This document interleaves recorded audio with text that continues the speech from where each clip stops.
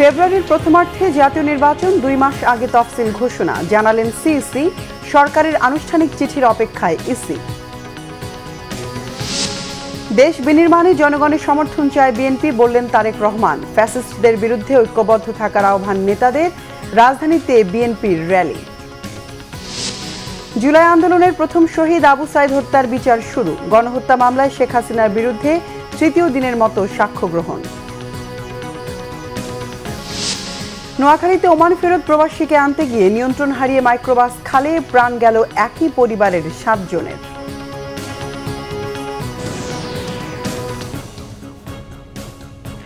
দেখছিলেন crown cement সংবাদ শিরোনাম। ফেব্রুয়ারির প্রথমার্ধে জাতীয় নির্বাচন অনুষ্ঠানের প্রস্তুতি নিচ্ছে নির্বাচন কমিশন। তবে প্রথম সপ্তাহ নাকি শেষ সপ্তাহে সে বিষয়ে সুস্পষ্ট বক্তব্য দেননি প্রধান নির্বাচন কমিশনার এএমএম নাসির উদ্দিন। বুধবার দুপুরে নির্বাচন কমিশন কার্যালয়ে সংবাদ সম্মেলনে তিনি একথা জানান। সিসি বলেন, আগামী নির্বাচনে মানুষের আস্থা ফিরিয়ে আনাই সবচেয়ে বড় চ্যালেঞ্জ। ভোটারদের আস্থা আনতে কাজ করছে সরকার। আইনশৃঙ্খলা পরিস্থিতি আগের চেয়ে তুলনামূলক ভালো দাবি করে তিনি বলেন, বর্তমান আইনশৃঙ্খলা বাহিনী দিয়ে নির্বাচন অনুষ্ঠান সম্ভব। এই সময় তিনি বলেন, আগামী জাতীয় নির্বাচনে সবচেয়ে বড় দুশ্চিন্তার বিষয় এআই প্রযুক্তি। নির্বাচনে আওয়ামী লীগ অংশ নিতে পারবে কিনা জানতে চাইলে সাংবাদিকদের সিসি বলেন, বিচার না হওয়া পর্যন্ত আওয়ামী লীগের নির্বাচনে অংশ নেওয়া স্থগিত থাকবে।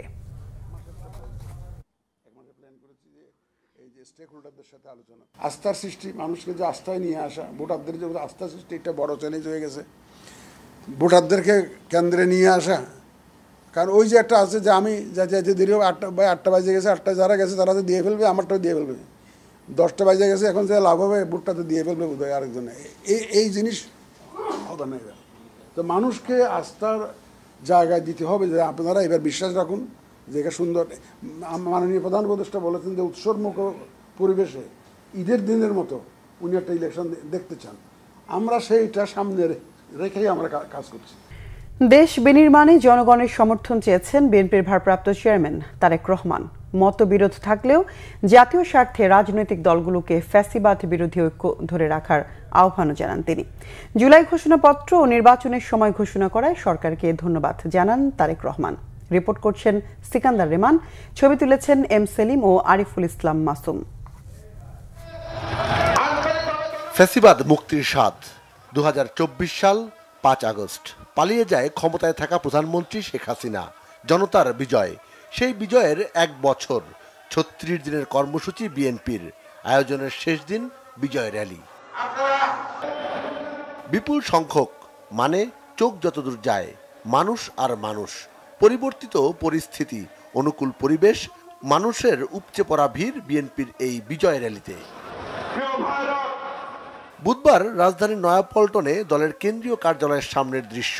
নেতাদের চোখে মুখে উজ্জ্বলতা, শান্তির বার্তা, জনগণের প্রতি আহ্বান। ফেব্রুয়ারিতে নির্বাচনের সময় ঘোষণাকে স্বাগত জানান তারেক রহমান। নির্বাচনের মধ্য দিয়ে একটা গণতান্ত্রিক ব্যবস্থায় যাওয়ার কথা জানান তিনি। ফ্যাসিস্ট মুক্ত বাংলাদেশে জনগণের সরাসরি ভোটে, জনগণের কাছে দায়বদ্ধ, জনগণের কাছে জবাবদিহিমূলক একটি গণতান্ত্রিক সরকার প্রতিষ্ঠার লক্ষ্যে অন্তর্বর্তীকালীন সরকার গতকাল জাতীয় নির্বাচন অনুষ্ঠানের একটি সময়সীমা ঘোষণা করেছে। জনগণের অভিপ্রায় বাস্তবায়নের তাগিদে জুলাই সনদ ঘোষণা করা হয়েছে। জনগণের অভিপ্রায় বাস্তবায়নের এইসব উদ্যোগকে আমরা স্বাগত জানাই।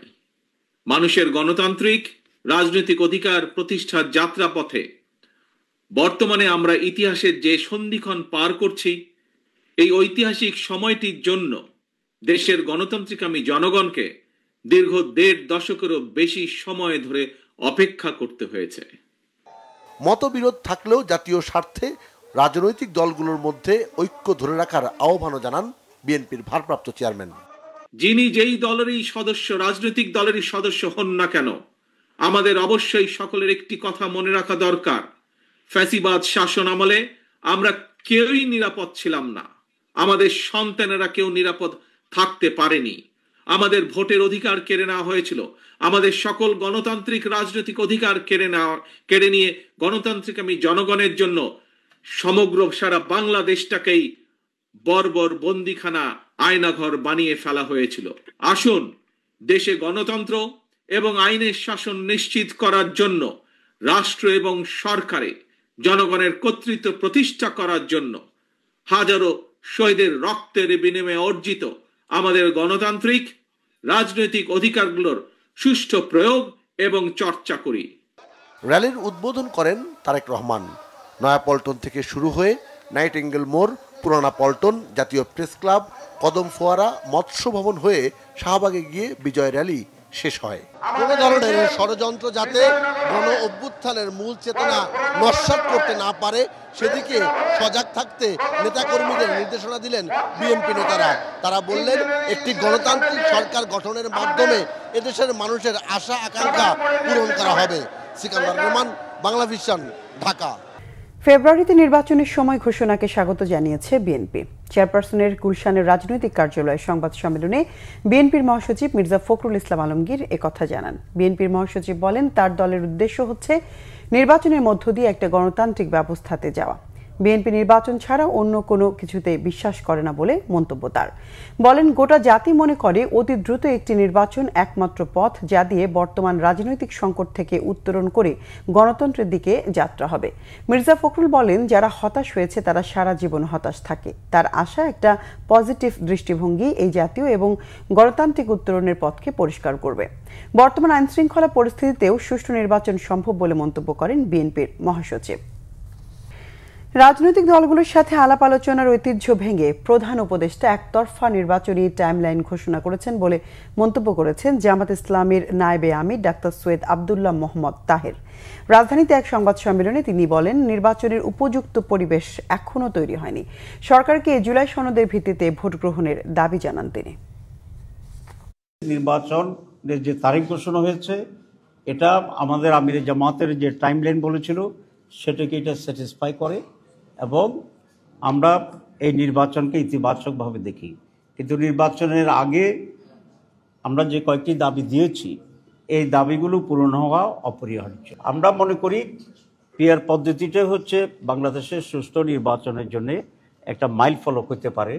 তার প্রথম যুক্তিটা হচ্ছে 54 বছরের ট্র্যাডিশনাল পদ্ধতির যে নির্বাচন, এই নির্বাচন তো আমরা সুষ্ঠু হইতে দেখি নেই।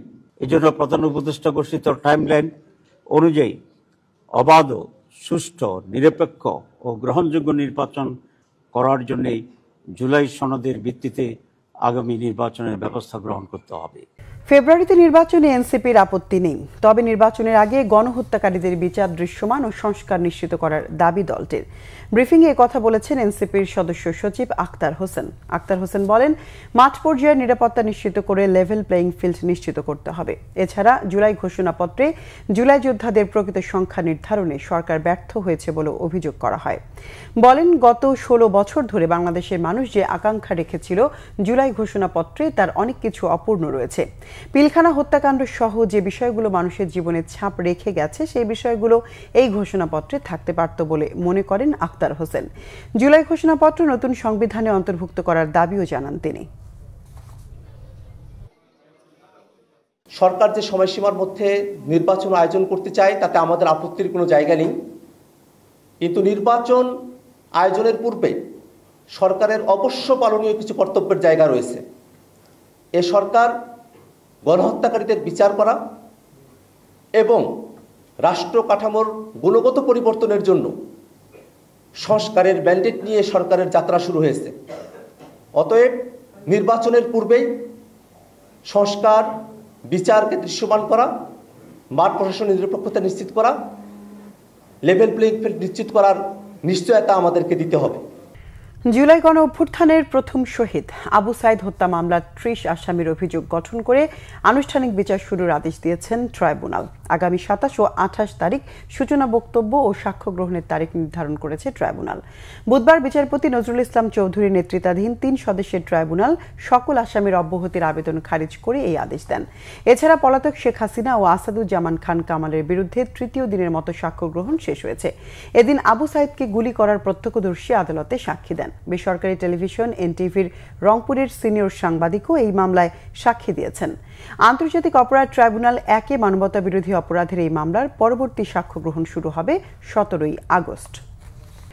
নোয়াখালীর বেগমগঞ্জে যাত্রীবাহী মাইক্রোবাস নিয়ন্ত্রণ হারিয়ে খালে পড়ে শিশু ও নারী সহ একই পরিবারের ৭ জন নিহত হয়েছেন। ভোরে উপজেলার চন্দ্রগঞ্জ পূর্ব বাজারে এই দুর্ঘটনা হয়। পুলিশ জানান, মাইক্রোবাসটি ঢাকার শাহজালাল আন্তর্জাতিক বিমানবন্দর থেকে ১৪ জন যাত্রী নিয়ে নোয়াখালীর উদ্দেশ্যে রওনা দেয়।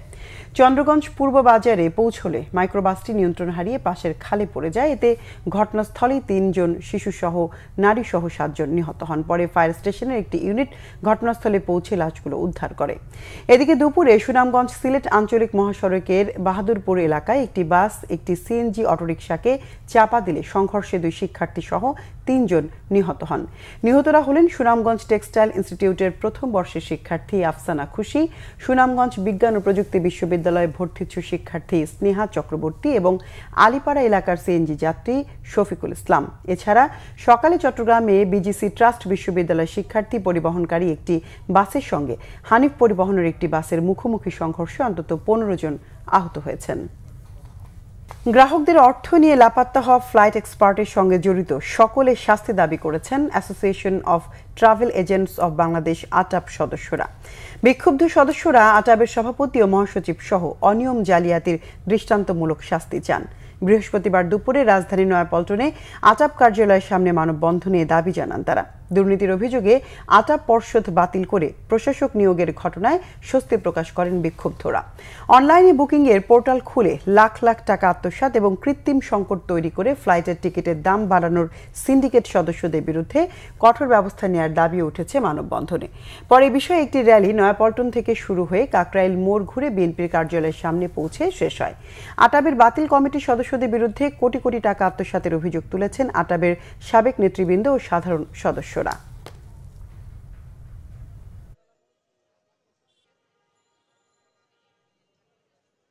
জাতীয় ঐক্যমত্য কমিশনের সহসভাপতি অধ্যাপক আলী রিয়াজ বলেছেন, আগামীতে রাজনীতিবিদরা কিভাবে দেশ চালাবেন তা জাতির সামনে উপস্থাপন করতে হবে।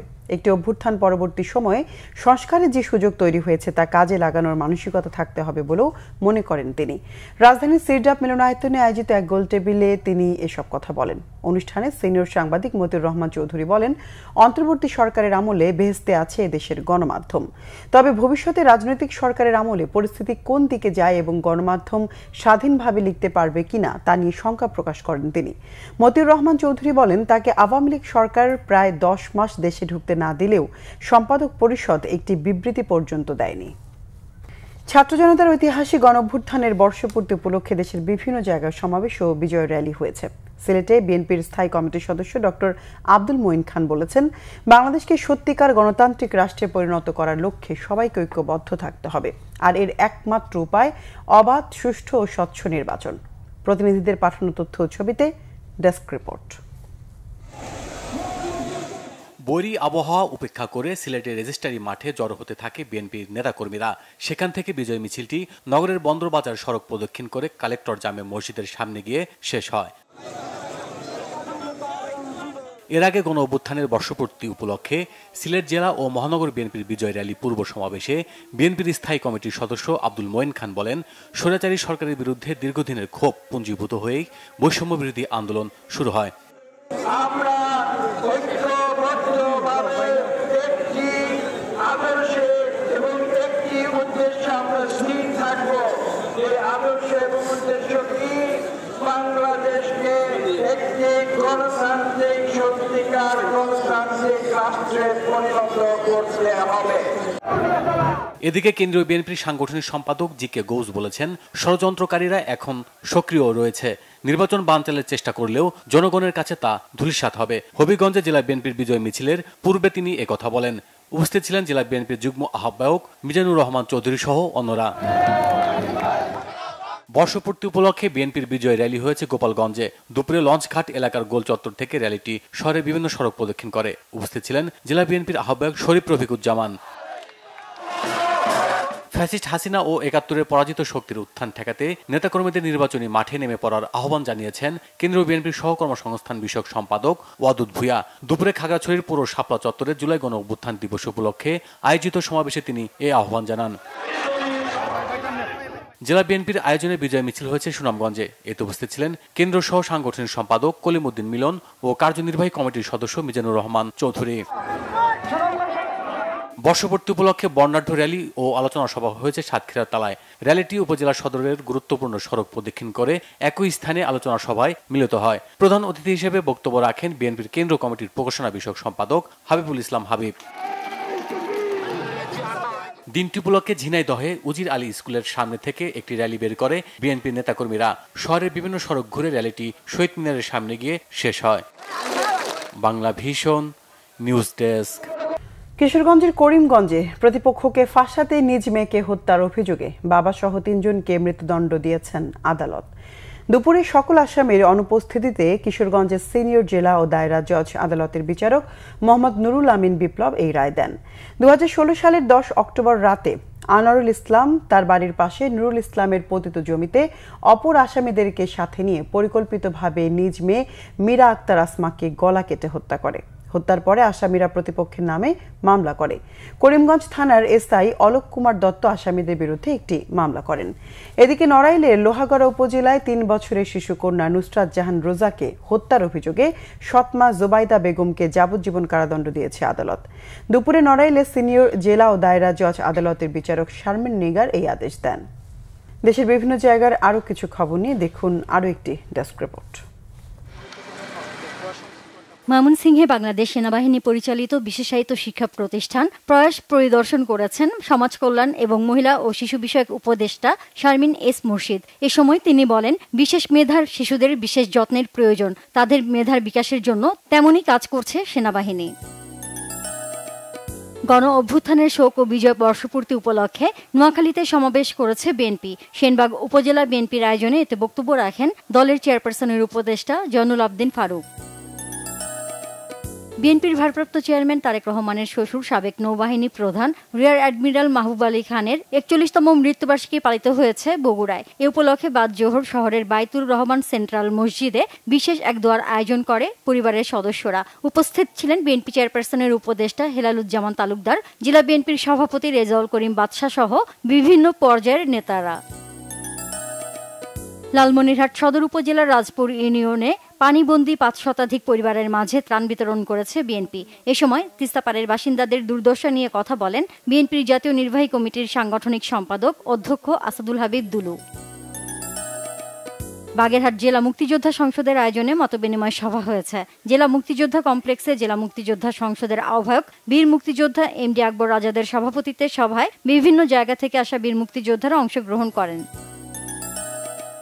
খাগড়াছড়িতে মানবিক সহায়তা দিয়েছে সদর সেনাজোন। সদর সেনাজোনের সার্বিক ব্যবস্থাপনায় বাগানবিলাস অডিটোরিয়ামে zone commander lieutenant colonel Mohammad Khademul ইসলামের উপস্থিতিতে 65টি অসহায় ও দুস্থ পরিবারের মাঝে এসব মানবিক সহায়তা এবং ত্রাণ বিতরণ করা হয়।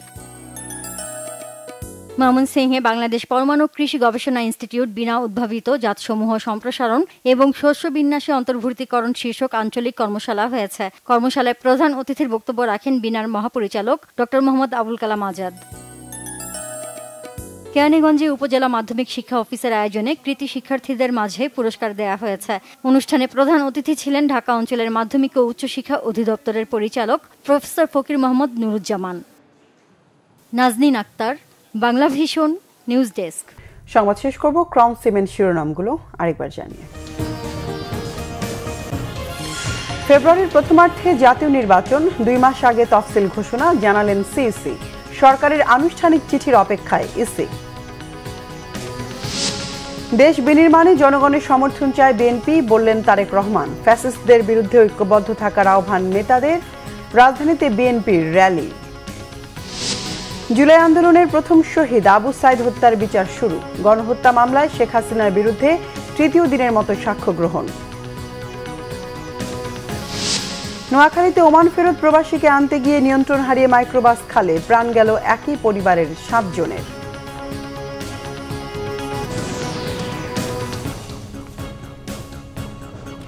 দর্শক, ছিল এখনকার মতো। পরের সংবাদ সন্ধ্যা 7:30টায় দেখার আমন্ত্রণ রইল।